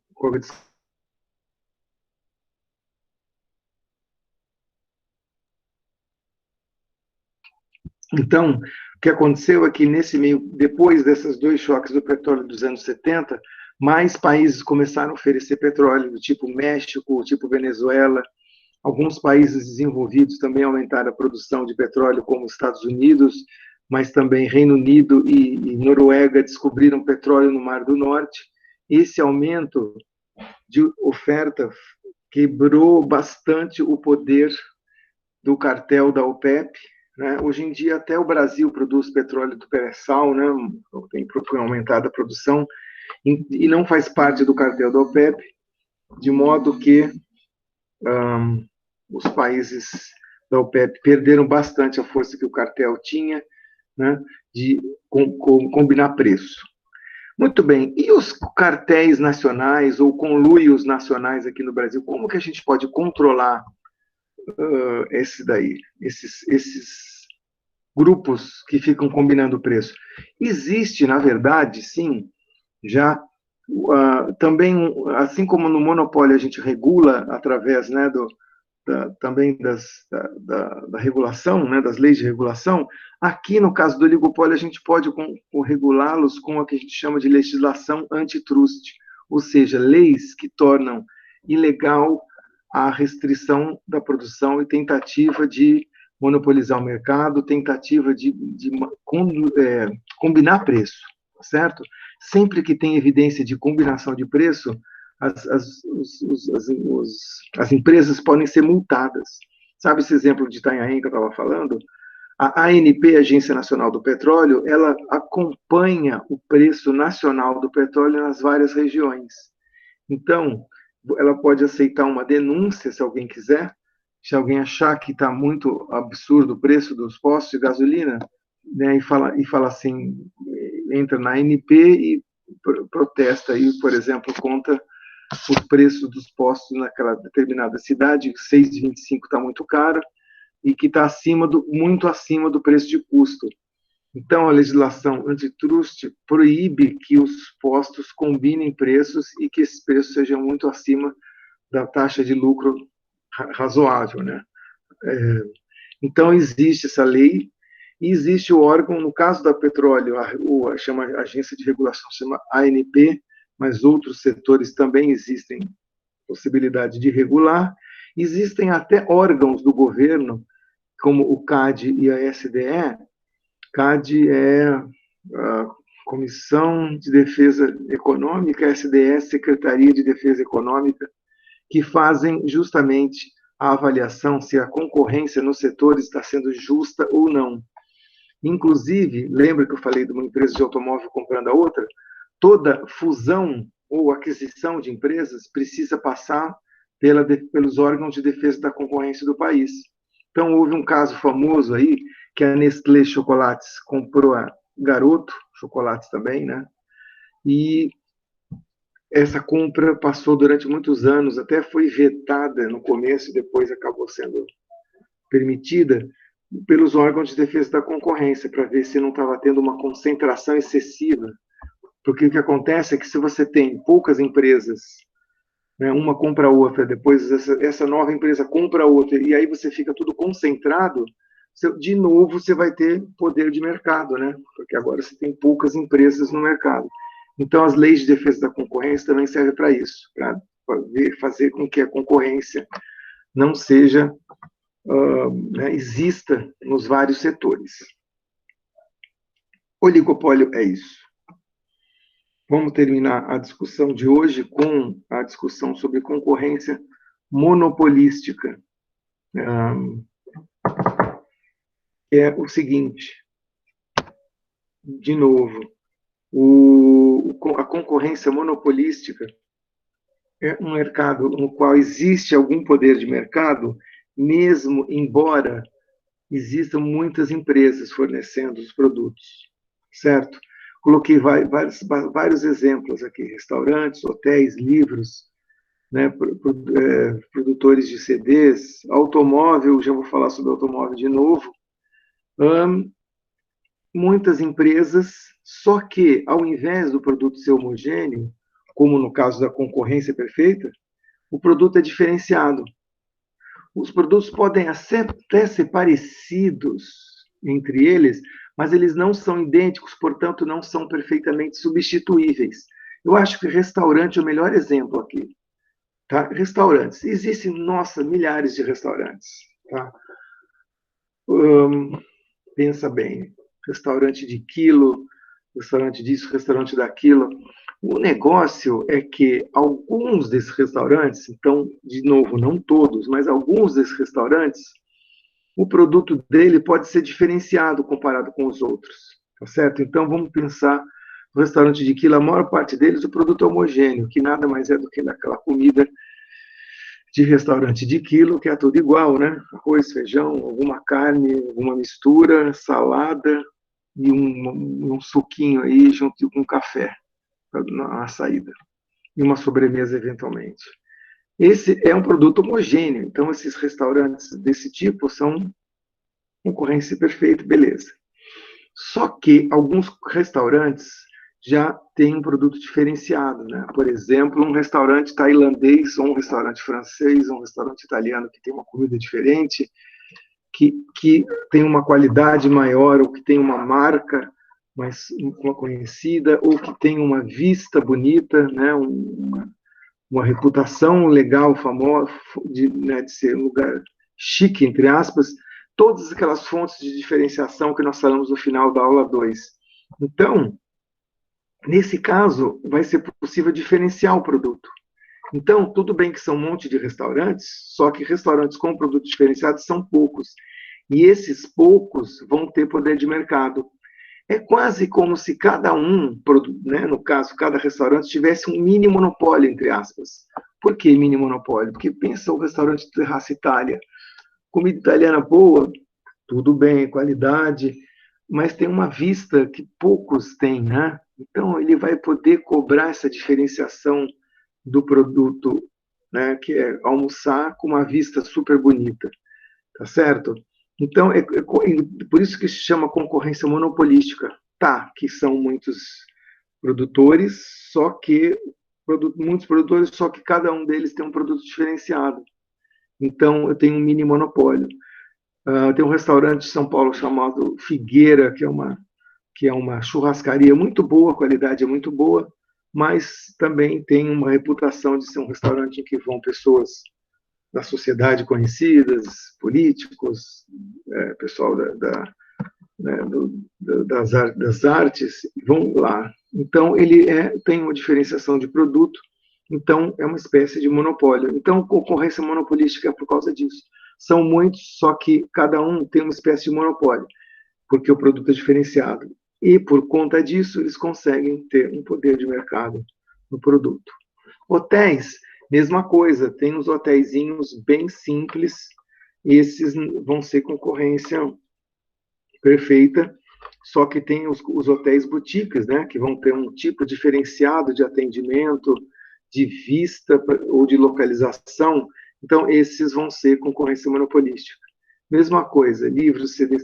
Automóveis, eu coloquei aqui de propósito, tá? Porque eu não sei dizer para vocês exatamente se eu classificaria o automóvel como um monopólio ou como uma concorrência monopolística. Por quê? Porque para alguns, 12 grupos ou 15 grupos é muito. São muitos grupos de automóvel. Alguém chegar e falar, tem 12, 15 grupos de automóvel. Só que não é bem assim, né?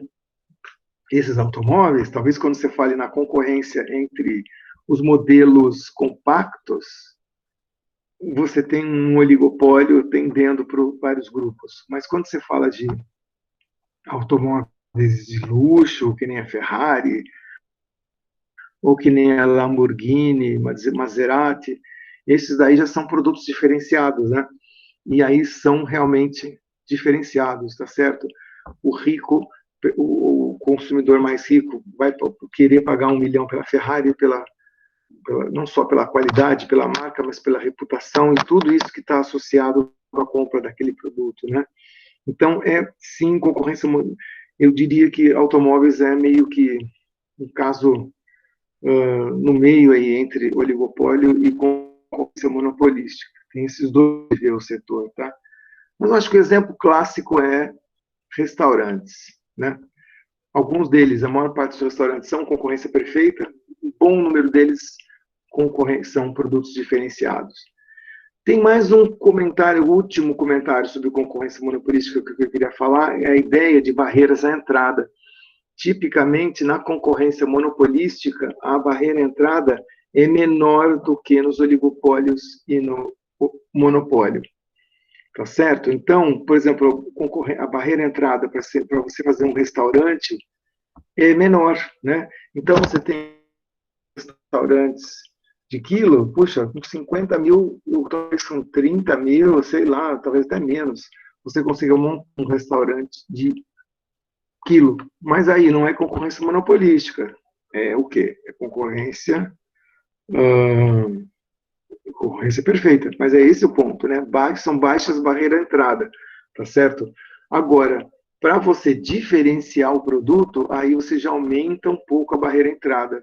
Novamente, quantos lugares, como que eu vou montar uma vista super bonita da cidade? Eu tenho que investir para isso, tá? Então, tudo bem, tem um edifício de 60 andares, né, para poder alugar o 60º andar, montar de um jeito que eu possa utilizar aquela vista a meu favor, eu vou ter que pagar para isso. Então, no caso do Terraço Itália, os donos aí provavelmente pagam, e bastante, de aluguel para usar aquele espaço e se aproveitar daquela vista e vender aquela vista, né, junto com o produto, né? Então, a barreira de entrada começa a ficar maior. Então, é isso, concorrência monopolística, não necessariamente você vai ter altas barreiras de entrada, mas à medida que o produto vai ficando mais diferenciado, as barreiras de entrada vão aumentando. Note isso, tá bom? Bom, é isso. Então, era essa nossa discussão sobre estrutura de mercados. Eu queria pontuar isso, falando, a gente ficou algumas aulas falando sobre a concorrência perfeita, e agora hoje a gente volta na concorrência imperfeita, mostrando isso, que o monopólio, oligopólio e concorrência monopolística são formas de estruturas de mercado em que a concorrência ela, né, se dá de uma outra maneira, né, com uma empresa só ou poucas, ou muitas, mas muito diferenciado. Então, e também surge esse conceito aí de barreiras à entrada como um conceito importante para explicar a estrutura de mercado, tá certo? Esse conceito é bastante importante. E outro ponto também, dizer que a possibilidade de poder de mercado aumenta quanto mais, né, poder de mercado, aumenta o poder de mercado, quanto mais difícil é você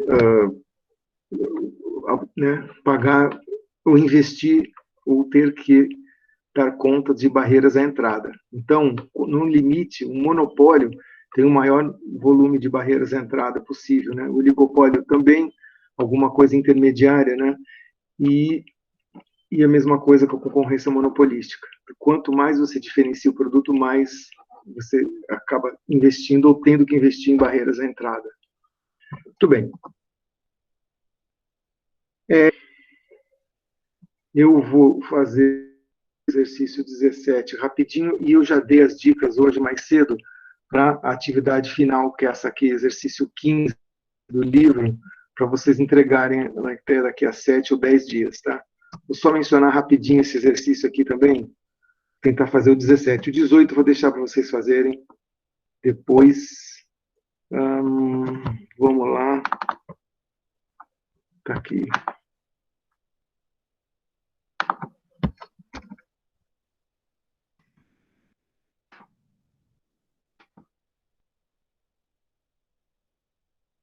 Muito bem. Muito bem, pessoal. A ideia, então, agora vamos falar um pouquinho sobre esse 17. Olha, eu estou falando do monopolista. O monopolista, ele dá a curva de preço com relação à quantidade. Então, preço é igual a 20 menos Q. A curva de demanda é 20 menos Q. No caso do monopolista, ele é dado, tá bom? Preço é o P é o preço, que é a quantidade demandada. Receita marginal também foi dada, RM igual a 20 menos 8Q. Vamos anotar lá. Como é que é? RM 20 menos Q. A receita marginal é dada.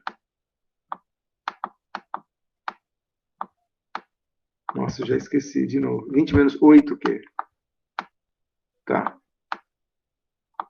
Menos 8Q. O que mais que foi dado aí? Também foi dado a curva de custo marginal, menos Q ao quadrado. Então, aqui C, custo marginal, é igual a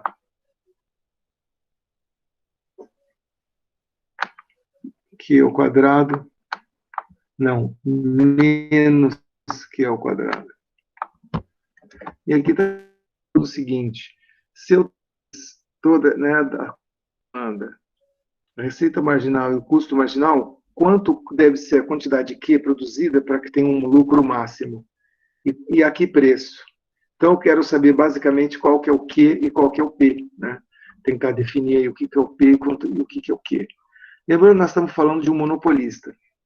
Bom, independente se é monopolista ou oligopolista, concorrência monopolística ou mesmo concorrência perfeita, sempre a gente vai ter que o preço, o lucro é máximo quando... O que acontece quando o lucro é máximo? O que acontece? Quem tem ideia? O que acontece quando o lucro é máximo? Diga. A receita marginal é igual a... Perfeito. Obrigado. Exatamente isso. Sempre, tá? Independente da estrutura de mercado. Então, aí a gente já consegue, exatamente, lucro é máximo quando os dois, quando isso aqui é igual a isso aqui. Ou seja, portanto, 20 menos 8Q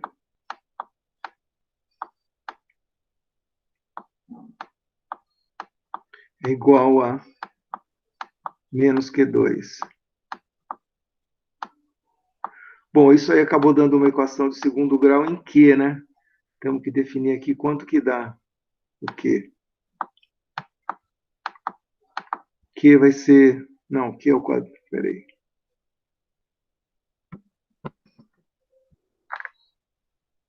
Q ao quadrado, passo para o lado esquerdo, menos 8Q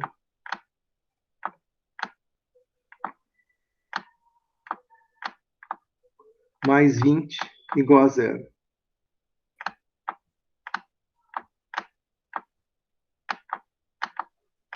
Tentem resolver aí essa equação de segundo grau.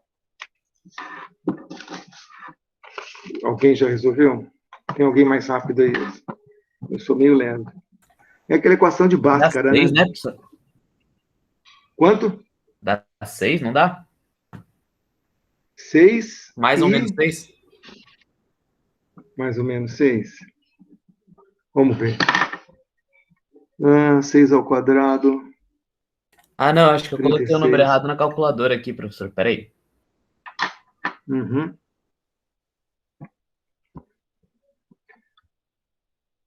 Menos B, 80.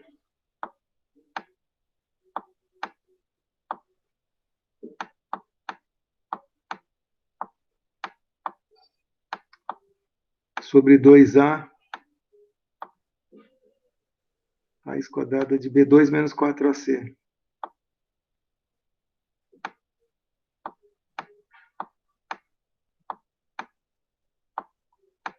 B2 menos 4 vezes A é 1, C é 20.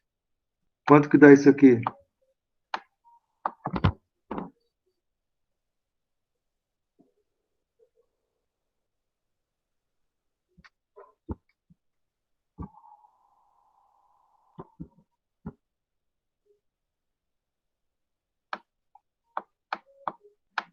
Você aí da calculadora, conseguiu? Vamos ver aqui. 6.400 menos 80.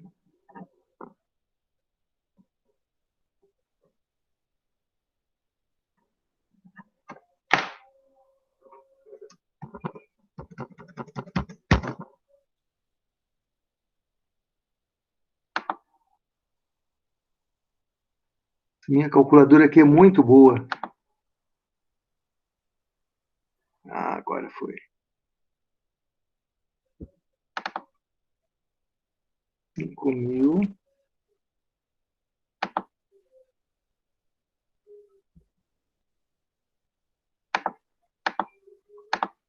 Tá certo aí, gente? Vocês que...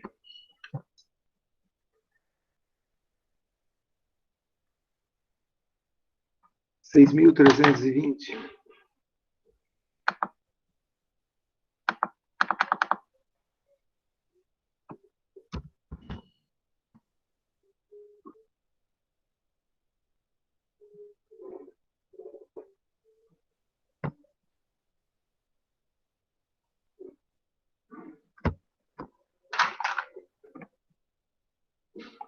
Raiz cúbica.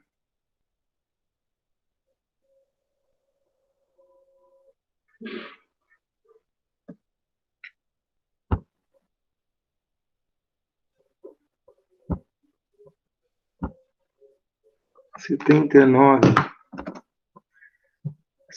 nove.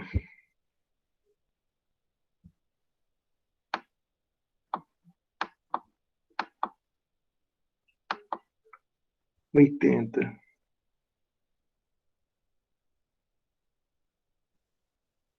80 vezes 2, 160. 80.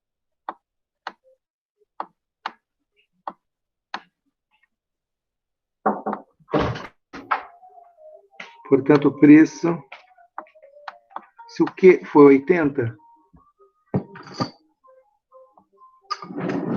grazie.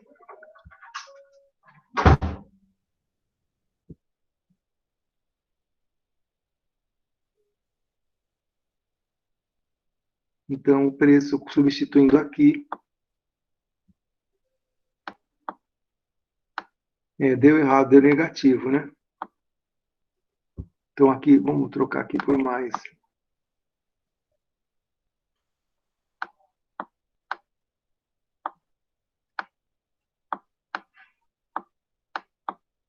Vinte mais 80.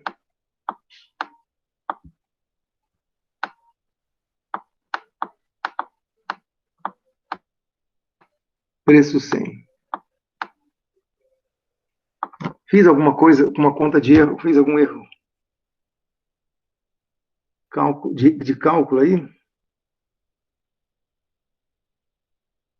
Dá mais ou menos 80. Quantidade, preço, 100.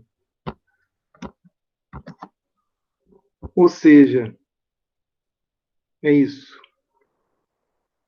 Se fosse, esse aqui é um monopolista. Quando é um monopolista, você tem que dar a curva de demanda.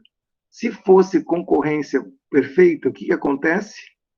O preço é igual à receita marginal, que é igual ao custo marginal.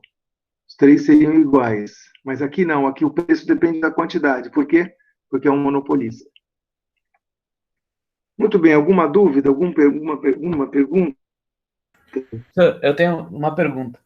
Diga. Uma é referente a esse exercício aqui, que para mim a minha conta deu delta negativo, né? Daí daria número complexo. Isso. Professor, Também eu deu acho que o que deu positivo. errado foi que na fórmula ficou 80Q e no enunciado tá 8Q. Né? Acho que é aí que confundiu. Então, mas mesmo Fala de usando novo. 8Q, vai dar 64 menos 80, dá negativo do mesmo jeito. Ah, é? Ah, então eu não sei. É porque na hora de escrever a equação de segundo grau ficou 80Q, né? E no enunciado tá 8Q. Mas aí o Bruno disse que dá errado mesmo assim, então eu não sei. Receita 20 menos 8Q. 20 menos 8Q. É igual a isso. Então, isso é igual a isso. Passa para cá, vai ter Q2 menos 80. 80. Entendi o que você falou. Não 8, né? Então, mas se Eu coloquei colocar 80. menos 8Q, as raízes vão dar 4 mais 2i e 4 menos 2i, porque o delta vai dar negativo. Delta vai dar negativo, tem algum erro no número. Bom, vamos fazer o seguinte. Eu vou refazer, pode ser que a hora que eu copiei para cá do livro para cá, posso ter copiado com algum erro nos números aqui. Então fica assim, o 17 eu vou refazer e tá bom, gente? Desculpe aí o erro aí de cálculo. Então fica assim, o exercício 17 subjúdice, né? Ou seja, vou revisar e no comecinho da semana que vem a gente fala Professor, se trocar aí esse problema. Vou sugerir para vocês fazerem. Se trocar o 20 por 16, aí dá um número redondo. Falhou, a ligação falhou. Se trocar o 20 por 16, daí vai dar 4, daí dá um número bom. Peraí, falhou de novo a sua ligação. O que você falou? Se trocar P o 20 menos por... P igual. Oi? Se trocar o 20 por 16, aí vai dar 4 redondo. Na receita marginal. Então, na receita marginal, se fizer 16 menos 8Q.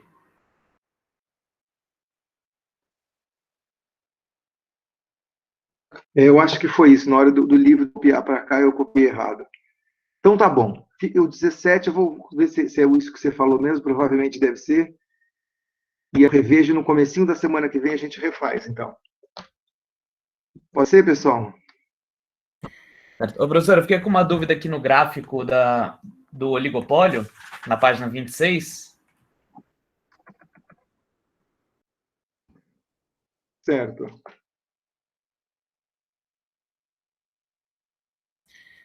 Aí eu fiquei na dúvida entre qual desses pontos No como estabelece qual é o ponto do oligopólio, né?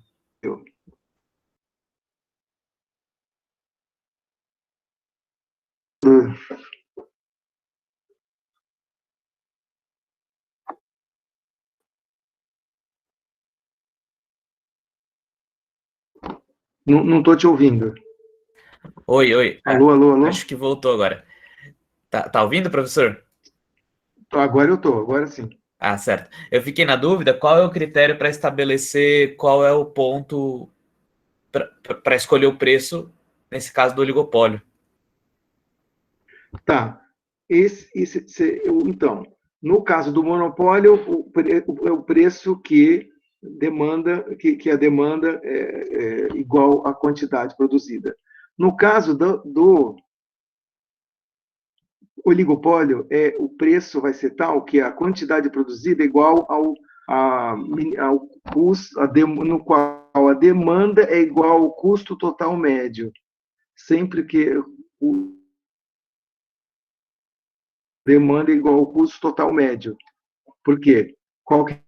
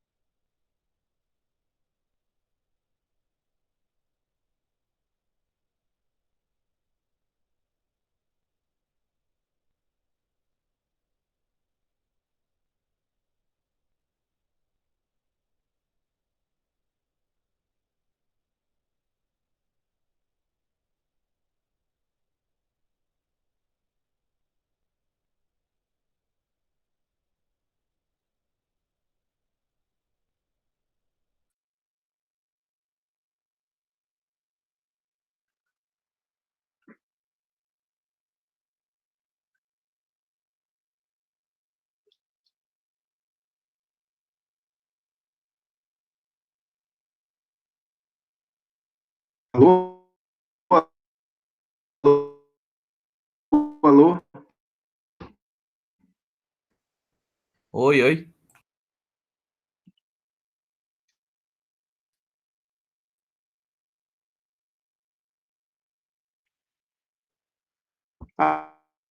Alô? Oi, professor. Tá cortando um pouco sua ligação.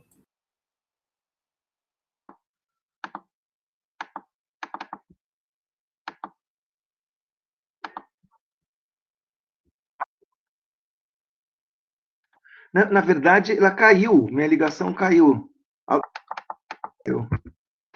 Alguém está me ouvindo?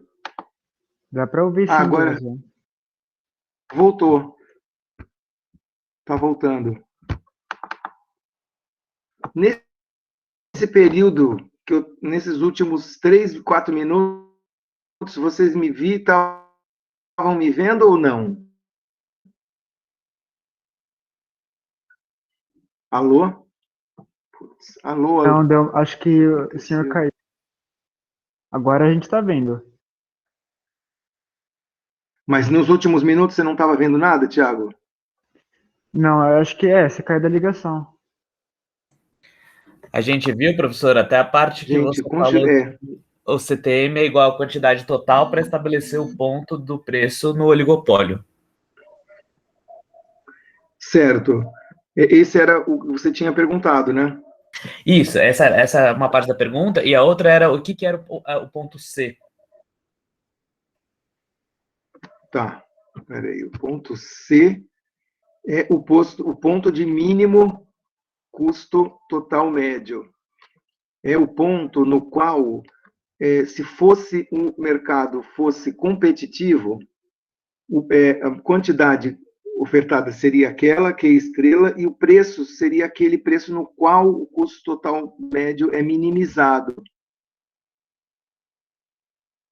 Daí o preço D seria isso.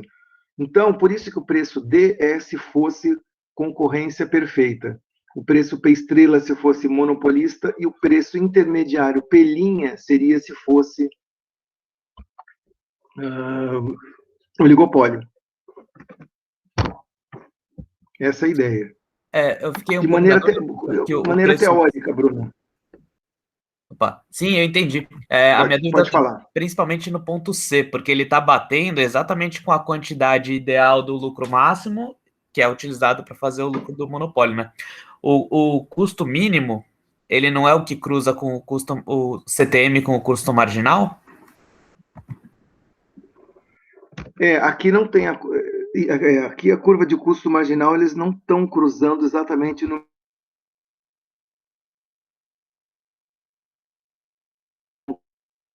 do jeito que foi desenhado aqui, né?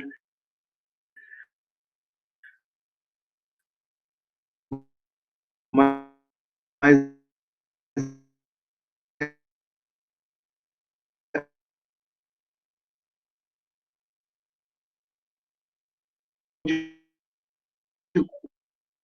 mais forte, assim, nesse sentido. Enfim, o que eu quis mostrar nesse gráfico é que o preço do oligopolista ele é intermediário entre o preço que se fosse um mercado de competitivo e o preço que se fosse um mercado monopolista, totalmente monopolista, com uma empresa só.